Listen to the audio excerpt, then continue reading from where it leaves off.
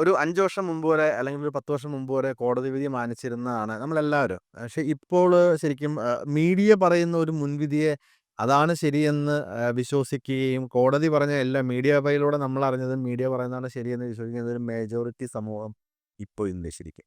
അവരുടെ മുമ്പിൽ ഇപ്പോഴും ഇപ്പോൾ കോടതി നിരപരാധി ഇപ്പോൾ എക്സ് ഓർ വൈ അതിന്റെ പിന്നാമ്പുറം എന്തും ആയിക്കോട്ടെ. കോടതി നിരപരാധി എന്ന് പറഞ്ഞ ഒരു വ്യക്തിയെ ഇപ്പോഴും കുറ്റവാളി എന്ന് പറഞ്ഞ് ഇപ്പൊ ഞാൻ പറയണത് ഇപ്പൊ ഇത്രയും ദിവസം ജയിലിൽ കിടന്ന ഒരാള് അത് കഴിഞ്ഞിട്ട് ഇത്രയും കാലം അദ്ദേഹം കോടതി ഞാനാണെങ്കിൽ ഞാൻ എവിടെ പോയി കിടന്നോളാം എന്ന് വിചാരിച്ചതന്നെ.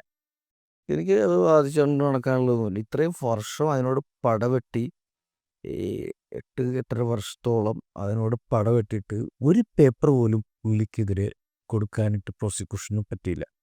അത് ഊറുമാറിയ സാക്ഷികളൊക്കെ വിട്ടേക്ക്.